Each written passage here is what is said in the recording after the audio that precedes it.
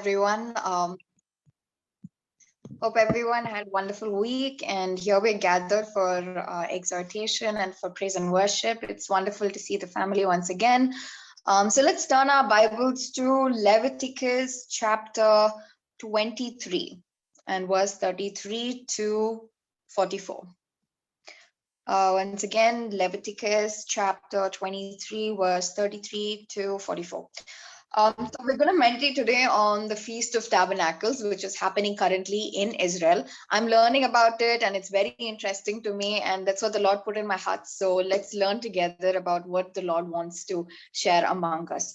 So verse 33 onwards. And the Lord spoke unto Moses, saying, Speak unto the children of Israel, saying, The 15th day of the 7th month shall be the Feast of Tabernacles for 7 days unto the Lord. On the first day shall be an holy convocation. Ye shall do no servile work therein. 7 days ye shall offer an offering made by fire unto the Lord. On the 8th day shall be an holy convocation unto you, and ye shall offer an offering made by fire unto the Lord. It is a solemn assembly, and ye shall do no servile work therein. These are the feasts of the Lord, which ye shall proclaim to be a holy convocations, to offer an offering made by fire unto the Lord, a burnt offering and a meat offering, a sacrifice and a drink offering, everything upon his day.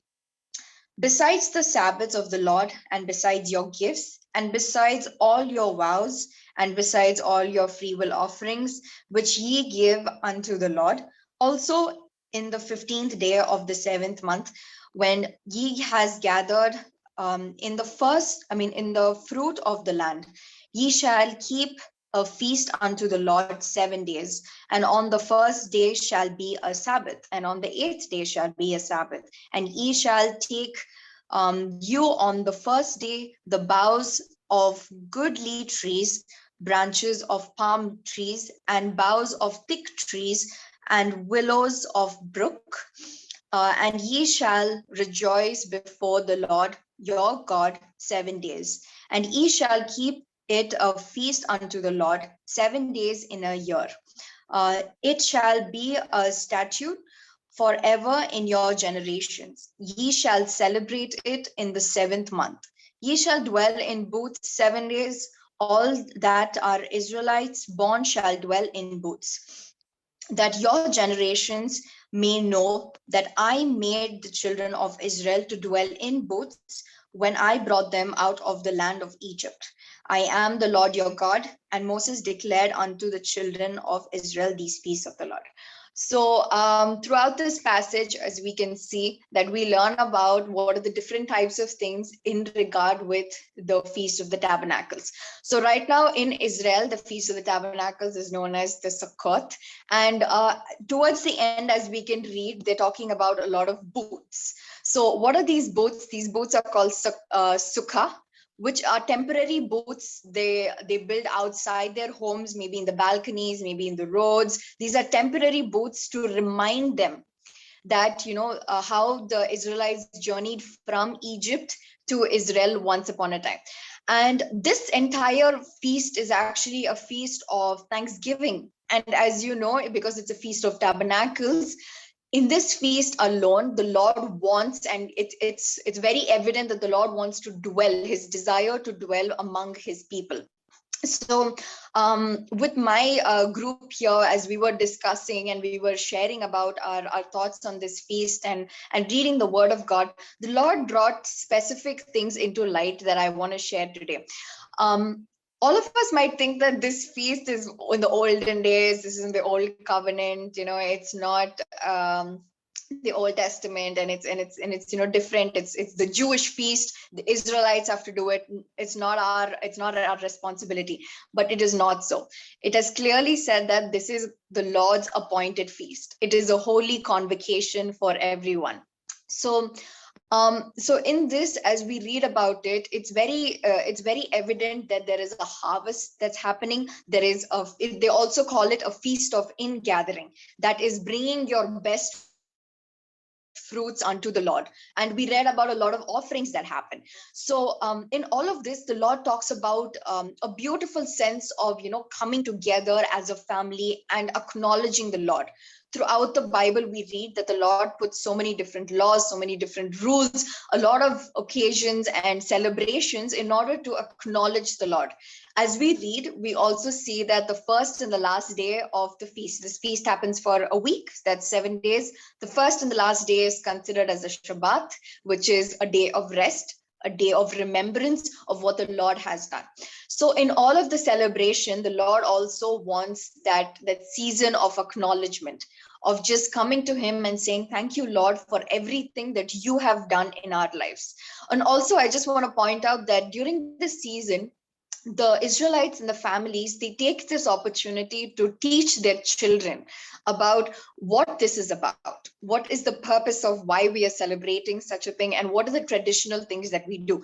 And so henceforth, since the time that they came out of Egypt, they have been celebrating this feast, and it's been glorious, and you can see how it's been passed down from generation to generation. As we also read, like, why is the Lord very specific on this being a harvest?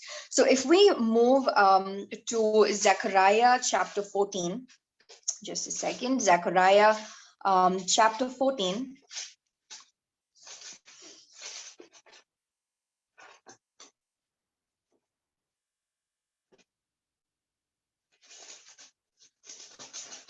Okay, so in Zechariah chapter 14, the Lord also talks about why this feast is very important and why these people actually keep it.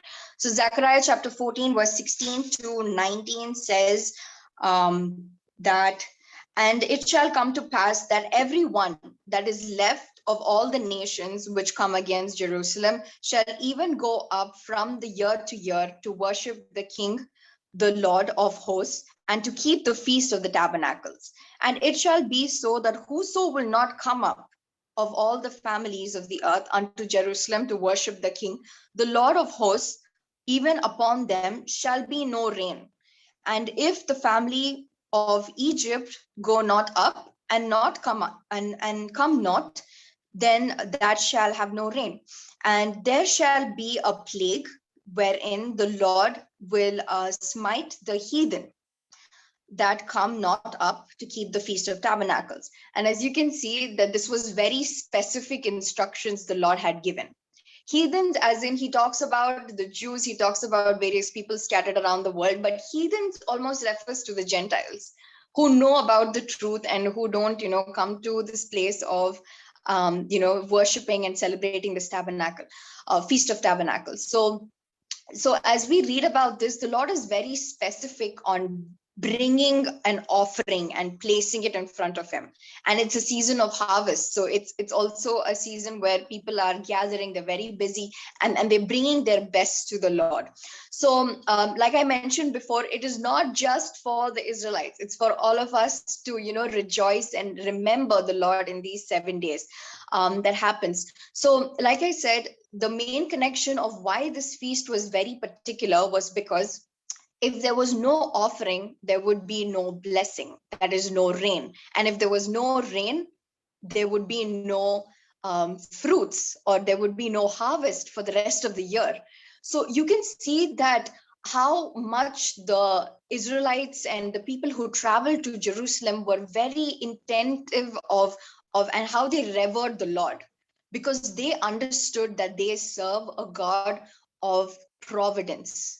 And you can see their clear dependence on the Lord. And this is so beautiful because they come, they bring their best fruits and they present it to the Lord. And they tell the Lord that, Lord, this is because of you. I mean, for the past 2 years, we've been undergoing this season of COVID, and there was not much income, everything was shut down. And even during this time, the Lord sustained us. And in this season of Sukkot, and as we're celebrating, the Lord is wanting to remind us that it's a season of thanksgiving. Okay, it's not about bringing burnt offerings or grain offerings or anything like that. He just wants us as an offering. He wants us to deny ourselves every day and present ourselves as holy. And as we read that the Lord, he sustained his people since the beginning. no matter what happened, no matter how they went astray, the Lord was faithful in what he did. He promised that he would take them to the promised land, and it just happened as it is. And so so this feast talks about how the people are so connected with the Lord, and how he has a desire to dwell among them, during this feast. Also, as we read in Leviticus, and also you can read another the same about the feast in Deuteronomy 16 verse 13 to 15. Because of time, we're not going to read it. But you can go read there as well. There is a sense of purification that needs to happen, and an acknowledgement of his will and his word in among them, among the families that are celebrating the feast. So also among the celebration, we see that this is a foresee, this is a shadow of the coming of Jesus, because there is going to be an abundance of joy, of peace, of love, and above all, hope. And this is the message for all of us, that nothing is dead, nothing is over, everything is just starting. And we have that hope that Christ will come back and we will be with him one day. So at the end, I just want to conclude by saying that Jesus and the Jews had to do it just like once, or once a day. I mean, for 7 days, just like once a year. Okay, but we have to do it consistently every day. As in, we need to be that tabernacle for the Lord to come and dwell among us. So I just want to encourage everyone to purify yourselves, refine yourselves, go back to that place and be that tabernacle where the Lord wants to dwell among you. And as people come and see what is happening with you and the fellowship with God, they will drink of the goodness and the faithfulness of what he has done in your lives. So I praise and thank God for this opportunity, and may the Lord's name be glorified. Thank you, Rebecca.